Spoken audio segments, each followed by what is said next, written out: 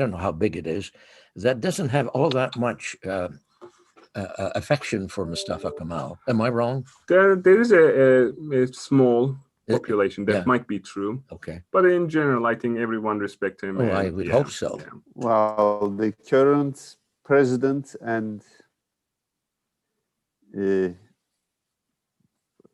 forgive my word, his eskissers, they are not much Atatürk fans. Yeah.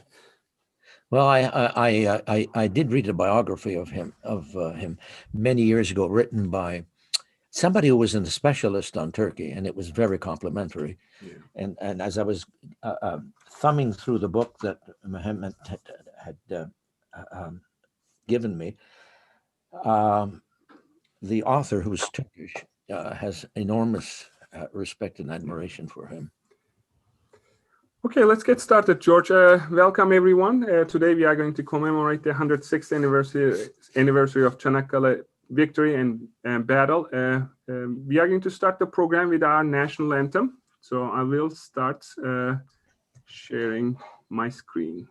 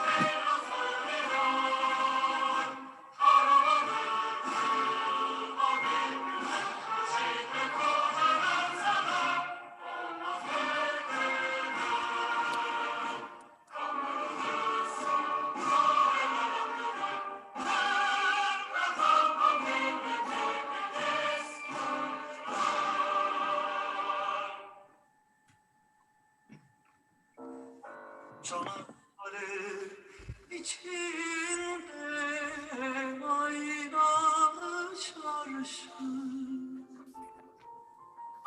Çanakkale içinde aynalı çarşı, ana ben gidiyorum düşmana karşı. Of gençliğim eyvah. Ana ben gidiyorum düşmana karşı. Of gençliğim eyvah.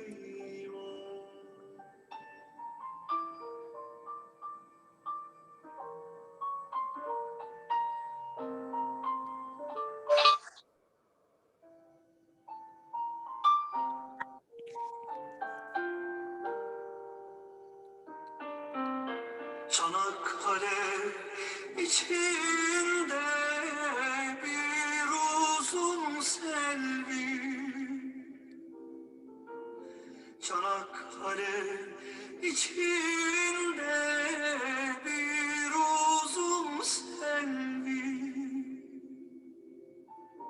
kimimiz nişanlı, kimimiz evli. Of gençliğim eyvah. Kimimiz nişanlı, kimimiz evli. Of gençliğim eyvah.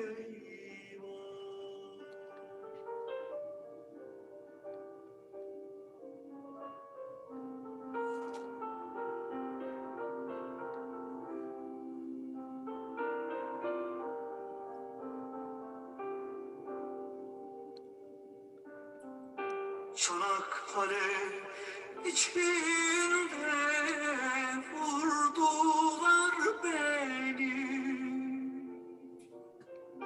Çanakkale içinde vurdular beni.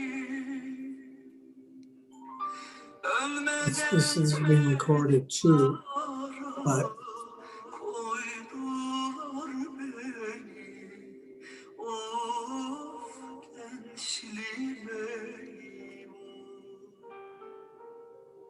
Ölmeden mezara koydular beni. Of gençliğim eyvah.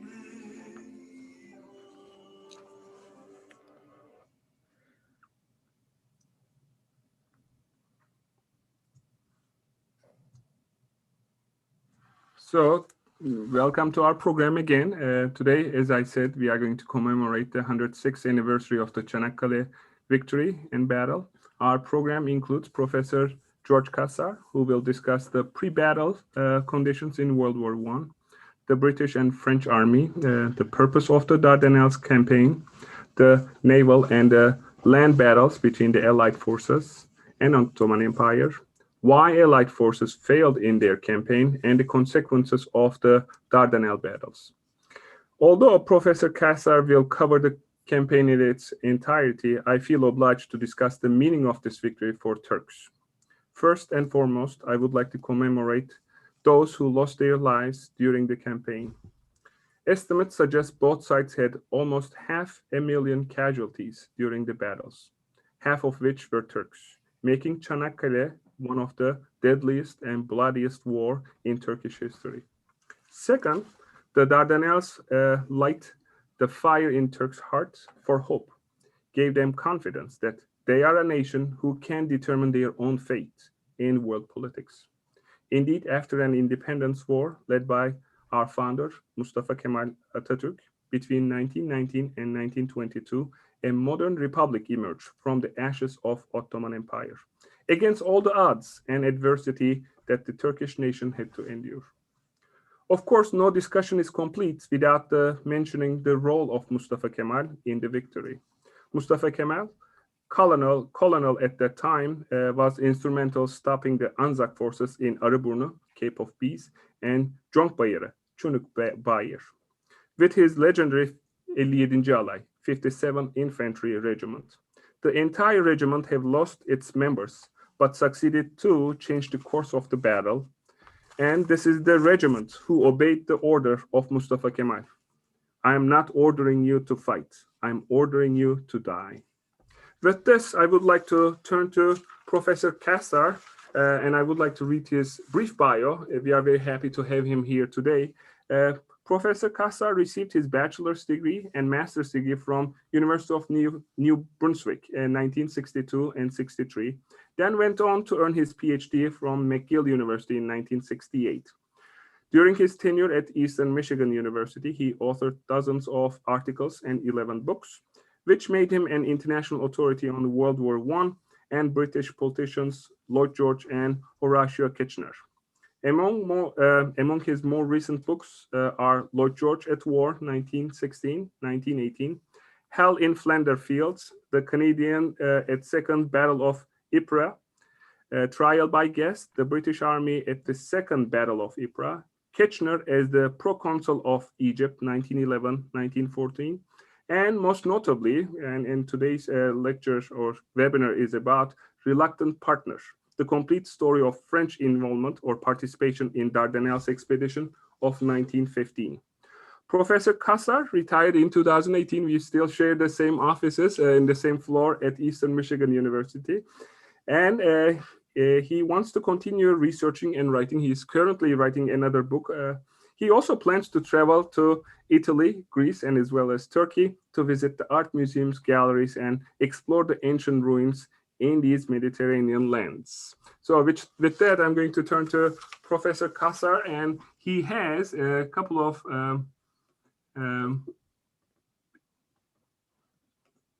graphs and maps that he wants to present with his presentation. So, Professor Cassar, thank you very much for being here. It's a pleasure. Pleasure.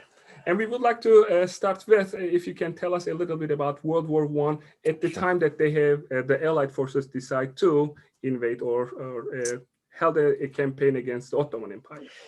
Well, the war broke out in August 1914 when the opposing alliances began fighting one another.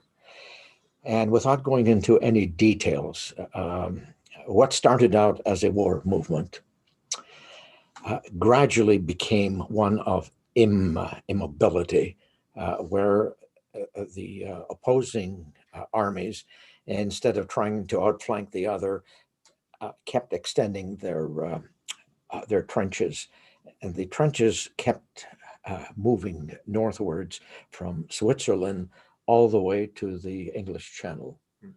Once the armies had no mobility available to them, the only option was to attack head on. Well, that might have worked in the 18th and 19th century, but in the 20th century, when you had machine guns, fast-firing artillery, modern rifles, those who attacked didn't really have much of a chance of even getting close to the trenches. The trenches got increasingly more sophisticated. They got deeper, they got wider, they had sandbags protecting them from artillery. They had laid out barbed wire. And so as they got more sophisticated, they protected themselves against the artillery, so that the British and French generals had never encountered trench warfare. They really didn't know what to do except attack. Well, the only thing that attacks in the daytime brought them was increased casualties. Mm-hmm. And so the British First Lord of the Admiralty, whose name was Winston Churchill, believed that the Allies could do well by operating or opening another front against one of Germany's allies. The thinking was that if we attack the weakest of the allies, we can gradually weaken Germany. And the British Army started out with 6 divisions, and they were, of course, planning to put into the field by 1917 70 divisions or 1 million men. And they expected the Germans to be considerably weakened by then. Not only the Germans, but also the French, who had 70 divisions at the outset. The Russians had 150.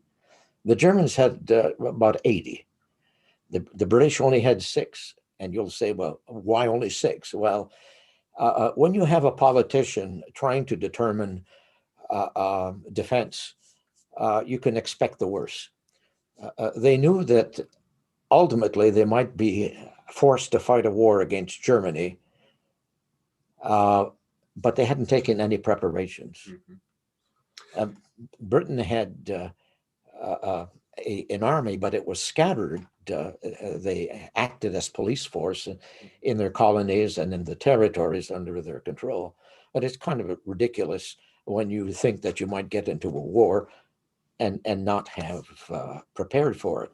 There was no way to expand the army. It was left up to Kitchener to expand the army. No one could have done what he did. They had no ways to increase the munitions production because, again, you're dealing with maybe 8 or 10 divisions who act as police force. They don't need all that much munitions. So he had also to find ways to increase munitions production. It was, and of course, they had never dealt with high policy during a major war. I mean, the wars that the British had faced were minor wars. So I'm going back to this Dardanelles campaign. So the mindset was to take down the Constantinople, Istanbul, the capital of Ottoman Empire, and get them out of the war. That's right. Quickly, I guess. That's so right. The question I have is, why did they pick the battle at the Dardanelles rather than picking another large city in Turkey and move Ottoman forces away from the strait, the Dardanelles Straits, and then attack? Or what was the planning phase of this war? All right. Now, I remember you talking to me and saying, well, why didn't they go overland? Yes. Well, they would have had to go through Bulgaria. Bulgaria was a neutral nation at the time with very close ties to Germany. There's no way they would have allowed them to go through. So, and as far as going to other parts of Turkey along the Syrian coast, it wouldn't have brought the same results. I mean, you could land an army on an enemy's coast, but if there's no defense, if they're only there to occupy an area, it doesn't bring anything. The Dardanelles would have opened the southern route to Russia, and they needed to be able to reinforce Russia with munitions and guns and artillery, and that was a major thing. The other thing that you have to take into consideration is that once they got to the Dardanelles and were able to force a way through the Dardanelles, very badly planned. But anyway, the thinking was once we get past the Narrows and into the Sea of Marmara. Is it still called the Sea of Marmara? It's called Sea of Marmara. Yes, Okay. Marmara. Okay, because a lot of the names have changed. Now, I'm still in the First World War, mind you. And it's the same in Greece. When I talk about some of the Greek places, I have to consult my former assistant, a student assistant about, maybe 35, 40 years ago, who's a native of Greece, who goes to Greece every couple of years. Are they still calling it this way? And I'll say, now, how far is Salonika from Uskub, for example? And he said, well, it's not called Salonika anymore. It's not called Uskub anymore either. Names change for sure. Sure, Yes. they do. Yeah. So the thinking was, we don't have to worry about the Turks because their record in 1911-12, in 1912-13, in the first part of the war is mediocre. And the thinking was that we don't have to worry about the Turkish forts along the straits because we'll be able to knock them out one at a time. Our ships have a longer range than the guns in the forts. And so we can knock them out one at a time. Then we can clear the minefield. While you are talking about the sea war, I'll That's right. put the map on here. You can see the minefield. See there. And they, of course, had not anticipated two things. If if the ships are at the mouth of the Dardanelles, they can fire without being hit. Once they move deeper into the Dardanelles, as the channel narrows, then the Turkish guns can reach them. They didn't seem to have understood that. And as they found out that the Turkish guns were reaching them, they couldn't stay stationary. They had to keep moving. Well, you keep moving, your aim is considerably less than it had been if you were stationary. And even when the ships were stationary, even though they outranged the Turkish guns,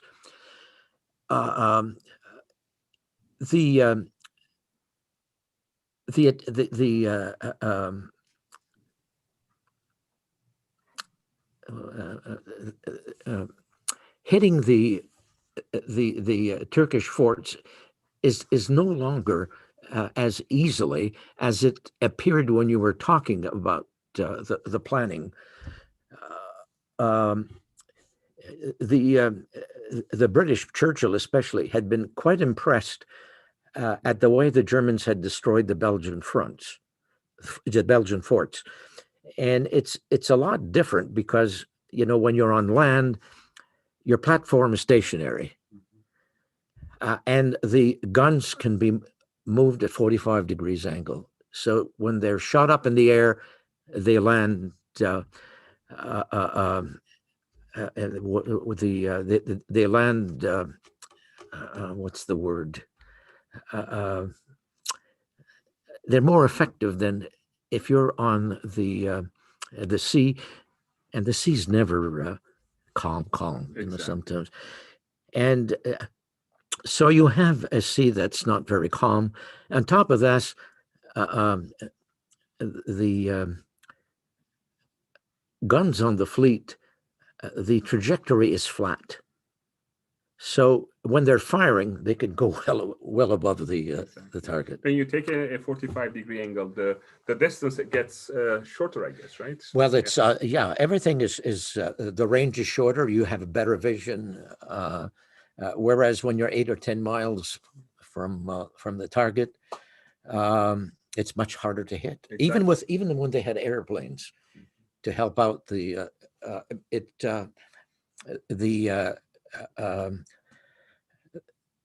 test that occurred after the First World War to see why it was they were not able to have more success against the Turkish forts. They decided after their investigation that they were hitting the forts only 2%. That's a.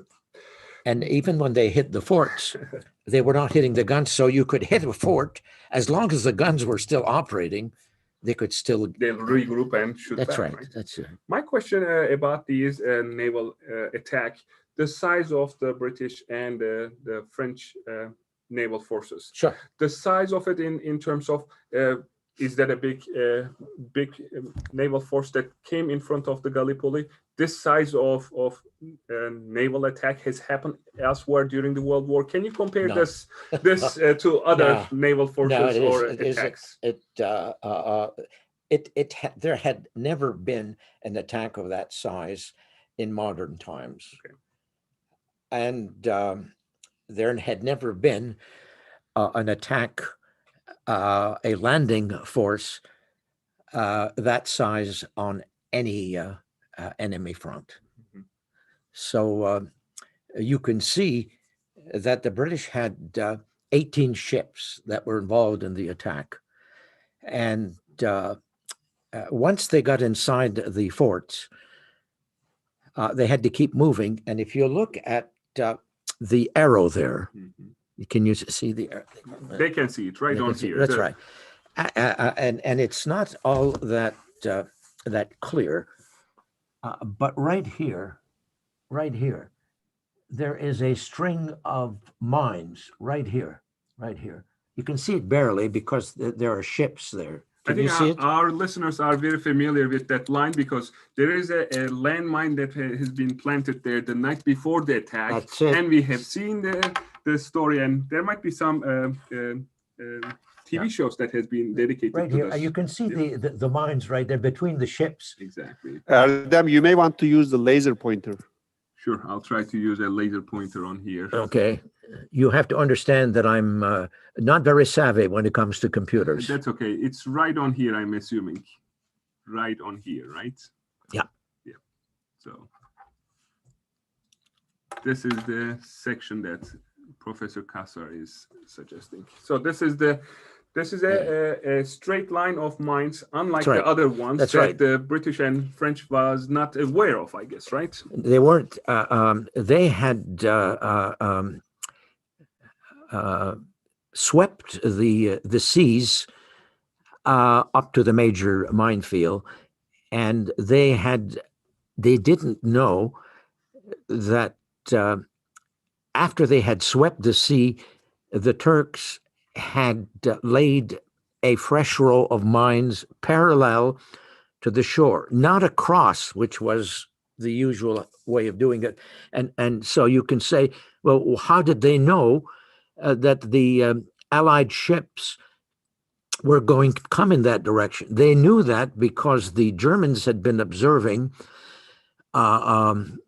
before the major attack occurred. They had observed that the Allies, after they made their round, passed through that area, and so they laid mines parallel to the shore. Right on their turning point. That's I right. guess, right? That's right. So my question is, the And- largest Navy campaign that World War I or modern history, as Yeah. you mentioned, has been accumulated in front of here. And they did this attack and being unsuccessful, failing to even moving to the mainland That's right. mines. How was the initial reaction of the British and English? I mean, is there a big shock initially at that time? Well, they expected in that major attack, before the major attack, there was the bombardment and whatnot, but the major attack was on March the 18th. Mhm.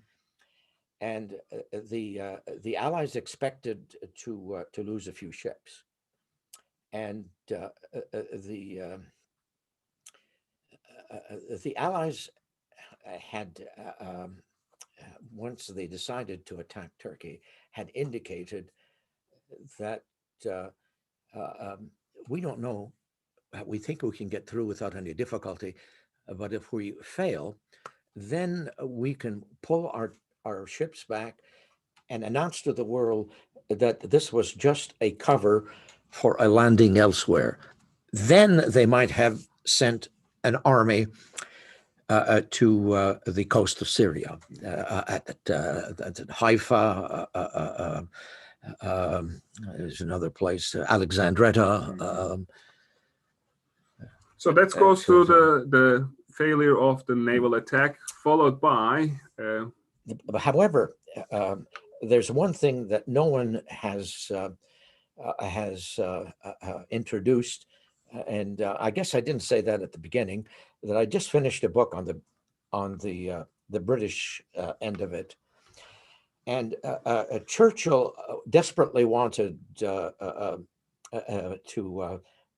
emerge from the war as a great war hero. Why? Well, he had made as First Lord of the Admiralty, which would be just like Minister of the Navy, had made a number of bad choices. And the British Navy had not done well. And he needed to refurbish his reputation. He had designs on becoming prime minister, and that would have disappeared. So on the first day that the British started to bombard the Turkish forts, he did something which is catastrophic. He announced to the world that the British and the French had started the bombardment of the Dardanelles. Now, that said, the British and the French didn't have the option of withdrawing if the naval attack did not succeed. The British had already announced that the aim was to force the Dardanelles. The press in Britain and in France, even though Churchill was not specific, said, well, they're attacking the Dardanelles, they're going right through. And so the fact that this had been announced meant that the British and the French didn't have the option of going elsewhere. They had been the world had been told that the British were going to force the Dardanelles. So the British figured, well, we don't have any option but to attack, to send the British army to land on Gallipoli. And British is one of the largest empires at that time, so that's saving saving the face, I guess, right? So that's not only saving the face, but they were nationalistic movements in Egypt and India, and the British, particularly Kitchener, was afraid, particularly after the Turks entered the war and the Sultan proclaimed a jihad, that there could very well be serious uprisings in Egypt and India, and both places had been weakened because the British had pulled back troops from those areas, and so they would have had to send troops to India and Egypt, large numbers of troops, which would have weakened the Western Front. And not only weakened it, but the French were getting weaker and weaker in 1915 because they were the ones who were assaulting the German lines. The British didn't have that many troops. And because the British would eventually, I think by the end of 1914, the British probably had a dozen or 14 divisions. And they would continuously add more and more divisions. So the British figured they couldn't afford to lose face to what was then believed a second-rate power. Exactly. Yeah. Exactly. So we were talking about the French involvement as well, which is this yes, the title of your book, Reluctant Partner. Can you tell us about French's motivation to be part of this campaign and being part of this attack in Dardanelles along with the British forces? I will. The French at the start of the war, it was a understanding with the British. We're going to be in charge of the Mediterranean to allow the British to concentrate their navy in home waters, because they were going to have to worry about the German Navy, which was substantially stronger than the Turkish Navy. And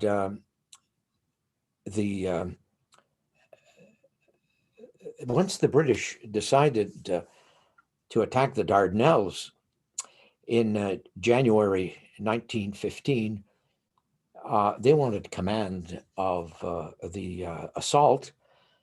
And however, it's the Mediterranean, it's a French preserve.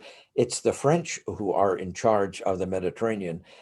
So the English had to arrange an understanding with the French. What was this understanding? Well, the English had always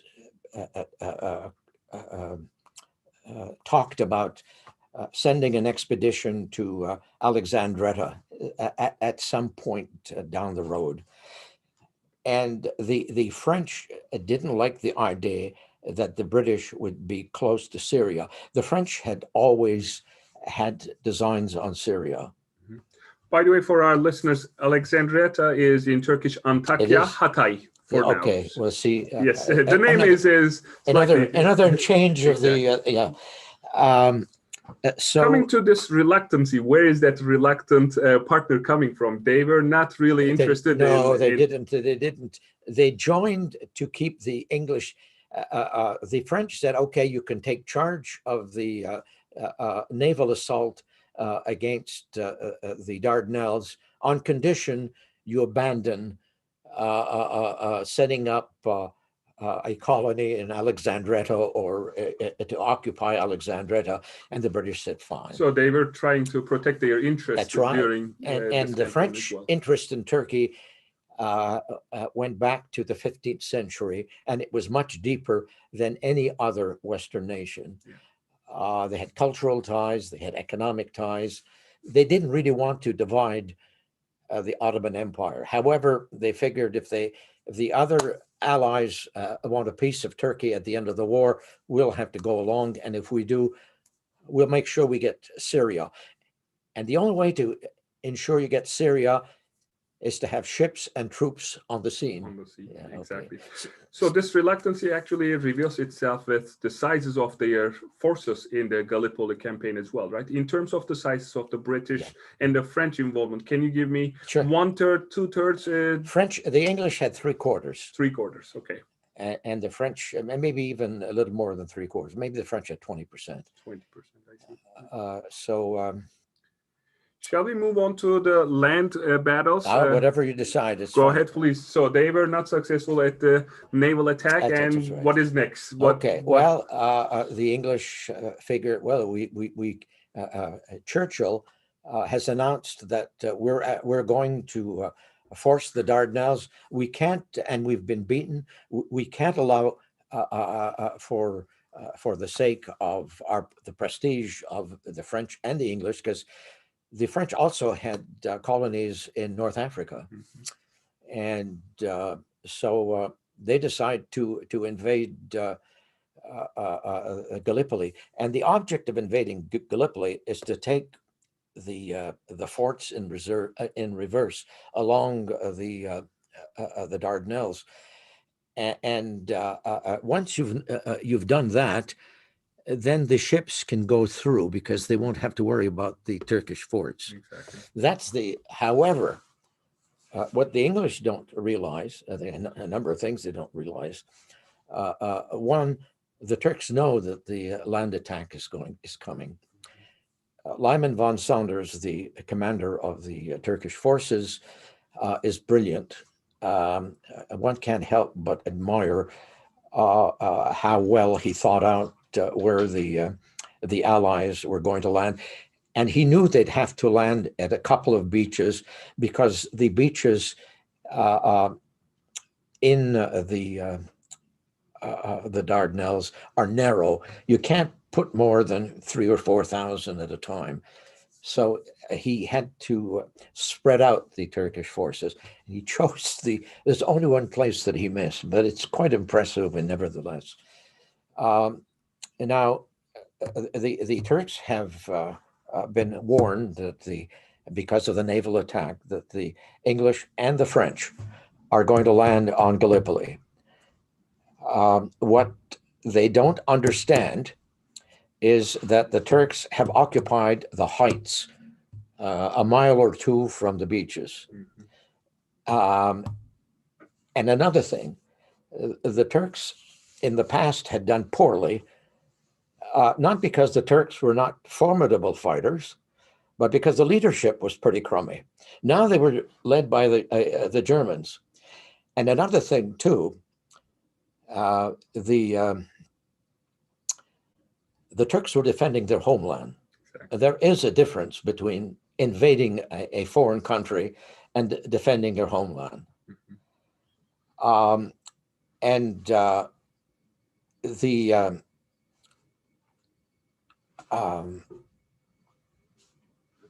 other thing that they did not figure on was that the cover the Navy could give the landing, as I pointed out earlier, was inadequate because the ships lost sight of the men because of the rugged terrain of Gallipoli. I'll have a better understanding of that when I visit it next year. I hope so. So the French actually attacked Kumkale, I guess. It They was a did. diversion landing, as you call it in your book. It was intended. It was intended to divert or tie down Turkish forces in Asia so that they would not reinforce their co-religionists on Gallipoli. And then after the initial clash of battle, the French were supposed to stay there a day or two until you had the start of the battle, and the British expected to just sweep through the Turks. So did they intend 1 or 2 days? Was that their occupation in the Kumkale, the French? Just a day or two. Day or two. Okay, so I'm going to the landings of the British forces in landing areas of X, Y, Z. I mean, you may want to use different no, that's fine. Figures as well, or maps if you want to. But we have several maps that you can talk about these attacks or landings. Yeah, you can put it back. This one. You can see the beaches. They're. Let me put my other glasses here. Sure, certainly. I can bring it a little closer to you too. That's right. Y, W, V, S, X. That's right here. Y, X, W, V, S, and there were 3 beaches that that they were going to concentrate on: Beach W and Beach V, and Y was not at the time thought to be a main beach, but they were going to make a big effort here. They also were going to make a big effort right at Geba Tepe. I don't know what it's called. In Turkish, it's Kabatepe. All right. And Anzak Koyu is right on here, and Sula Bay, Sula Koyu is right on the top. But those are for the second landing. It's the second landing, yes. The first landing, the Australians were supposed to land right at Geba Tepe, and then cut across to Meidos. What do you call it? Kilitbahir, Meidos, büyük bir ihtimalle Eceabat civarı. Okay. And if you look at here, Meidos doesn't really help the fleet all that much, because the tough place to get through is the Narrows. And the Narrows is the short distance between Çanakkale in Turkey right now and Kilitbahir right now. And the thing is, the mines are right here. And which the Allies don't understand is that the Turks have, besides the guns in the forts, they have, the Turks have mobile or concealed batteries, which when the English and the French send minesweepers, the concealed batteries are so plentiful that the minesweepers are fired upon so unceasingly that they get scared. The minesweepers are operated by civilians. They're not soldiers. And the things get too hot, they say, "Oh, the hell with it." They just quit, right? That's great. So the first landing, they were able to land and capture land on these landing areas, but they would not able to proceed, I guess, right? The fact of the matter is that the Australians landed north of Geba Tepe, which was a terrible place to land, because there were cliffs about I don't know, maybe 100 yards from the shore, and so they were just massacred. So the landing here is does not progress anywhere. The British had also made a feint at a place called Belair.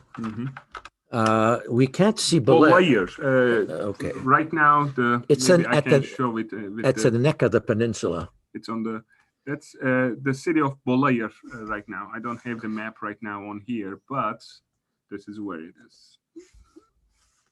So I'm going to try to move to the next page. You can see not there. Alçıtepe is there, yeah. Hacı Baba. No. Belair is well.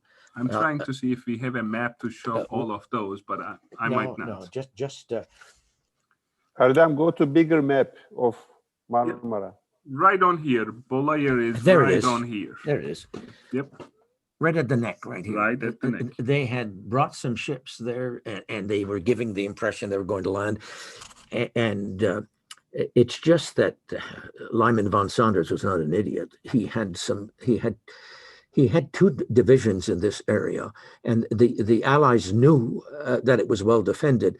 If it hadn't been, all the Allies would have needed to do is to get control of Belair, and he would have forced the Turks in this area here to surrender. Otherwise, they wouldn't have been able to continue They fighting. have been encircled inside Yeah, that. well, the thing is, they were peninsula. the British had landed here, and they were landing here, and they were catching the Turks right on both sides. So, but it looked good on paper, but they knew also that the beaches were not very they were not very spacious, and they decided that they were just going to give the impression they were going to invade it to tie down the Turks in the area. So can you tell us a little bit about the first and second landing? So the first landing didn't succeed. No. So they have decided to do another landing on the north part about the That's right. Suvla Bay, and that's mostly That's right. Anzac forces. Is That's that right? That's right. They were going to bit closer to the you. major thrust was to come from Anzac right here. Yep. And they were also going to make a feint at Belair. Mhm. They also were going to establish a new beach at Suvla Bay in order to protect the enclave here, which had been set up by the Australians. And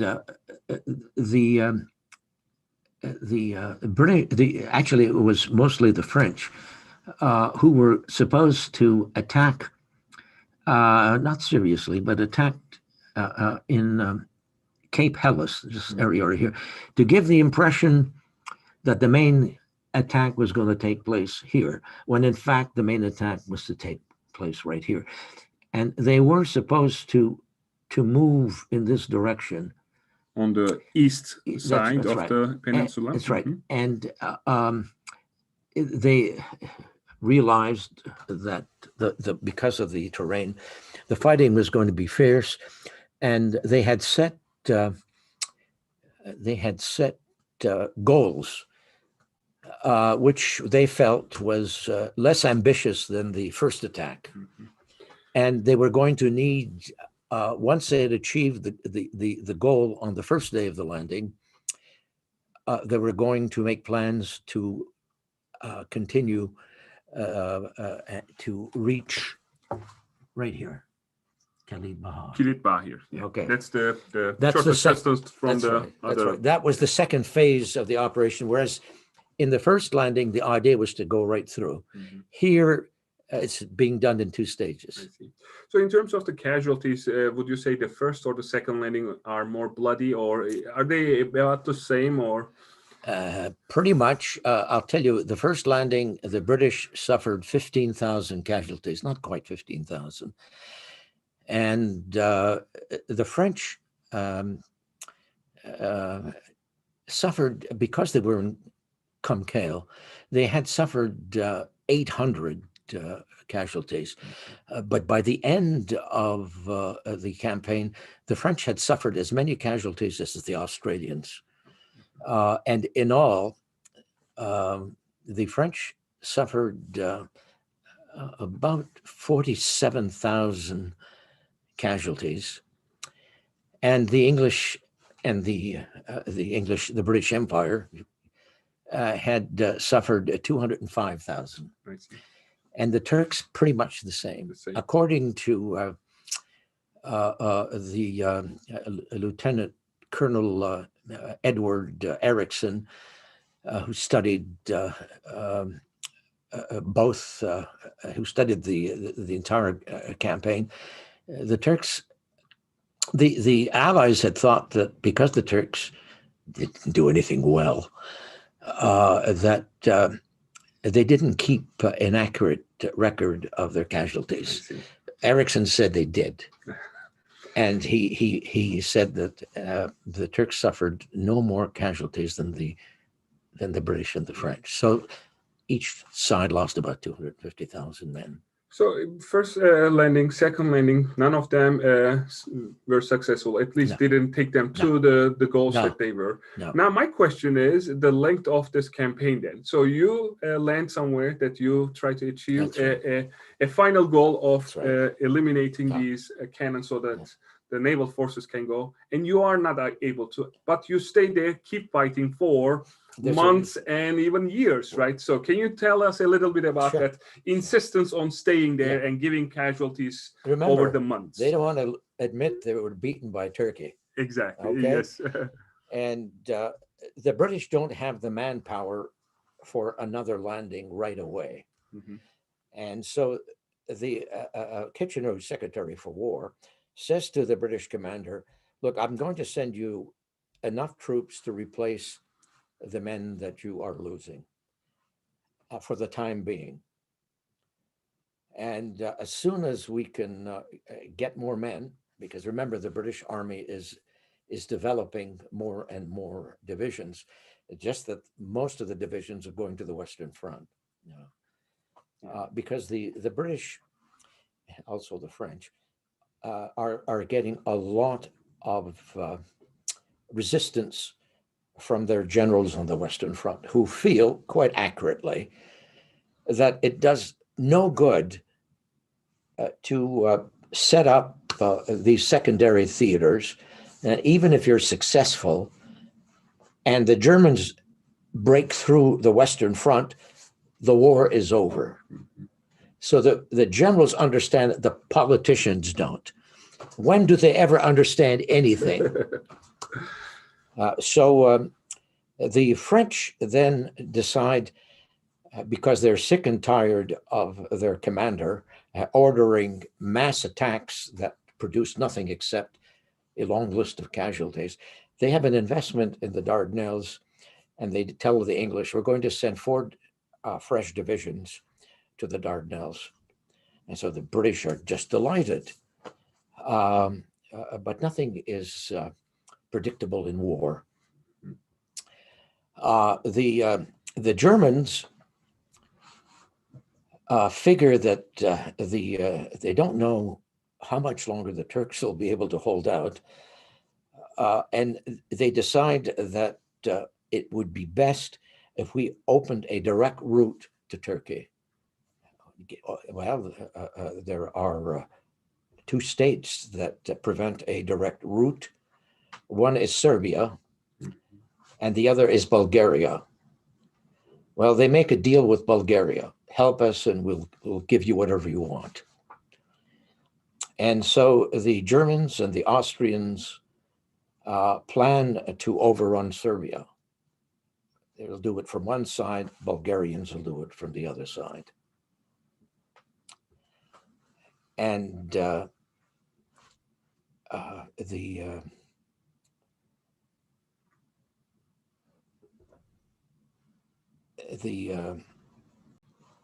French decide maybe we shouldn't be sending troops to the Dardanelles. It looks as though not much will come of it. And wouldn't we be better to send troops to the Balkans? And it's possible that the Greeks will come in. If we send troops to the Balkans, we might be able to get the Greeks. We might also, so the prospect of getting a new ally, the prospect of saving Serbia is enough to entice them to send troops to the Balkans after the Greeks make it known that they have a treaty with Serbia. And under this treaty, if either state is attacked by Bulgaria, Bulgaria was the enemy of both Greece and Serbia. If either state is attacked, the other one will go to their rescue. And so, as it was written in the treaty, the Serbians have to place 150,000 men on the Bulgarian border. Well, Serbia can't do that because it's going to be fighting the Germans and the Austrians. And so the Greeks tell the Western allies, the French and the English, place 150,000 men on the Bulgarian frontier, and we'll join the war. And eventually, Greece actually after yeah, World but War I, not in 15. Not 15. not 15. You know After why the they World War didn't? You know yes, why? Go Okay. ahead, please. The French had decided in one sitting. It's impossible to understand. They decided, well, look, the Greeks are going to come in. We can save Serbia. Let's divert our expedition to the Balkans. However, you don't decide in one cabinet meeting to do that. They hadn't even talked to the British about it. They hadn't even talked to the general staff at the Ministry of War. They had decided that. And so the English find out about it, and they're really upset because they have opened a front in Mesopotamia. They don't have the resources for Gallipoli, for the Balkans, and for Mesopotamia. Wonderful. Yeah. I And- mean, and these so- are very useful Yeah. information. I was just going to say the Greece became The Greeks- involved. You know why they didn't join? The prime minister of Greece, a man by the name of Venizelos, had made the invitation without consulting the Greek king. Now, the Greek king has the final say. Yeah. Okay. And the thing about the Greek king, he weighs the situation carefully. He says, the British and the French have been beaten twice by the Turks. I don't think it's a good idea for us to get involved. Yeah. And so he overrules Venizelos and says, we're not getting involved. I see. Venizelos has no option but to resign. Exactly. So the French are committed to sending an expedition to the Balkans. The French people have been alerted. And so they don't have the troops. The French don't have the troops to send 150,000 men to the Balkans. They can send 75, but not 150. They want the British to supply the other 70. The British say that they're straining to try to send troops to the Western Front, to the Dardanelles, to Mesopotamia, but they don't have much choice in the matter. I see. I mean, we are coming to the end of our presentation, and I'm just wondering if we have any questions from the audience, if they want to ask a couple of questions. They're welcome to do so. Is there any questions on the chat, or if you want to unmute yourself and ask a question to Professor Cassar? We'll take a couple of questions before we conclude our program.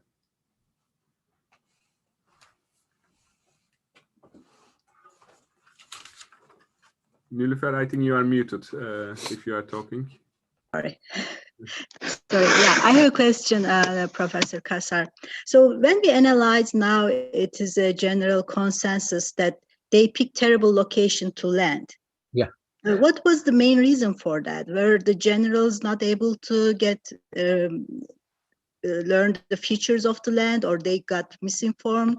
Well, the fact of the matter is that, you know, they always talked about the absence of intelligence, and topography is very important. And they didn't have a good eye view of the Greek topography on Gallipoli. They had, it's true, politicians, diplomats in Constantinople who had toured the peninsula and had some idea. But when the Turks entered the war, they had to leave. And a lot of the defenses that the Greeks set up occurred after they left. And so their intelligence was not very thorough. Yeah. You mentioned about they have maps, topography maps, but they were old time and they were not correctly reflecting the lands. They were not good. The maps were outdated, and the Secretary for War decided that it would be best for him and for the British if the Commander-in-Chief laid out a plan, because usually under the British field regulations, the group that devises the military plan is the General Staff in London. But they didn't have the intelligence to do that. That's why Kitchener said that the commander would be better served if he did it himself, because they could send planes over Gallipoli and they bring back information that they would know where the Turks were located. And this is 1915. Those airplanes are very, very early stages of those airplanes, right? The propeller with single, double wings. Yeah. They were essentially for intelligence. They don't start fighting until 1917. Exactly. And one other interesting thing, they did not have any tanks in Gallipoli War at that time. They were not. The tanks come into play on the Western Front in 1916. I don't think that it would have worked in Turkey. The terrain is too irregular. Yes. Let me see if any other questions. We might have one or another question. Time for. Well, may I ask, as a consequence, so somehow Atatürk, Mustafa Kemal Atatürk, figure out where they would land. So he positioned or got some strategy, right? I mean, as far as what I heard. Well, the strategy the first time didn't work. They attempted a different strategy. The second time that didn't work either. The thing is that by the time the second landing occurs, the Turks have brought up a lot of men. Look, if you're going to attack, you need to have twice as many men as the defenders. Okay. Well, the British and the French didn't even have as many men as the Turkish defenders. So they were doomed before they started. They had no surprise element because the Turks knew they were coming. They didn't have the manpower. There are two things they would have needed to gain some measure of success on Gallipoli. They needed to attack the Turks suddenly without the naval attack. Secondly, they would have needed to have had twice as many men as they had. They had about 60,000 men when they attacked the first time, and the Turks had about that many, but the Turks had reinforcements at very nearby. They could have gotten infinite source of manpower, right? It's Istanbul and Anatolia, and they were able to draft people, right? There were 200,000 men in and around Constantinople. There is no way, not with Lyman von Saunders as the commanding officer, they had a chance, had no chance at all. That's why they didn't go very far. And finally, when the British were forced by the French to send an expedition to the Balkans, they couldn't afford to stay in Gallipoli any longer. So they had to evacuate. The interesting thing is that when they evacuated, they didn't lose a single man. And they were thinking of losing sometimes 20, 25%, because if the Turks knew they were withdrawing, they would have attacked and they would have wiped out a good part of the British and French armies. Do we have one final question? Oh, actually, I do have one. Sure. Can we say, like, as part of the reason why they lost so badly is part of the arrogance? There is a belief in Turkey that there are, like, the typical yes. British arrogance, that they had the technology and they look down on the Turks and Middle Easterns anyway. So why shouldn't they go through very easily without going to the land, even just to Istanbul directly? And this is what they've done in a way, just a little bit later, and all those people die for no reason almost. It's ultimate arrogance. The fact that the English had just had plans to enter the Sea of Marmara. Once they get into the Sea of Marmara, they expected to eliminate the Turkish Navy, which was not a certainty, because the Turkish Navy was reinforced by two powerful German warships, the Goeben and the Breslau, and they didn't realize that they might have, through sheer luck, a couple of ships might have gotten into the Sea of Marmara, but they wouldn't have beaten the Turkish Navy, which had these two powerful warships. And the worst part about it is that they, and again, it's Allied arrogance. Once they appeared before Constantinople, the Turks were going to surrender. Well, that's ridiculous, you know. In fact, they didn't, right? In the Independence War, Istanbul was conquered, but they wouldn't have. They didn't even get into the Sea of Marmara. Exactly. You know, they figured they'd get into the Sea of Marmara with their fleet intact. Well, that wouldn't have been possible. Even if they, by through sheer luck, they might have gotten a few ships there. It wouldn't have done anything. And if they had appeared before, they wouldn't have appeared before Constantinople, because the Turkish Navy would have stopped them. But even if somehow they had gotten through the Turkish Navy, Constantinople would never have surrendered. It's true the Young Turk government was not popular. However, there was no scent in the air that a revolution to overthrow the Turkish government was possible. So does that answer your question? That was, thank you very much. Sure. Wonderful. I mean, we are almost 1 hour, 10-minute mark. So I want to conclude this program. As you know, many soldiers have fallen in Dardanelles, and Mustafa Kemal Atatürk, in one of those remembrance days, made a nice speech towards not only Turkish soldiers, but also the Anzac soldiers too. So I want to read a passage on his speech on one of those commemoration. And we are going to present a book on Mustafa Kemal Atatürk to Professor Cassar, written by Yılmaz Özdil. I was able to find an English version of this. This is a token of appreciation for your participation. It's a pleasure, you know. I don't have an opportunity to talk about the Dardanelles with my colleagues because, first of all, the only military historian we have is an American, and he's a Civil War historian. I see. He doesn't know all that much about the First World War. So, exactly. And frankly, I don't know very much about the Civil War because I've been in the First World War all my professional life. All your professional life, yeah.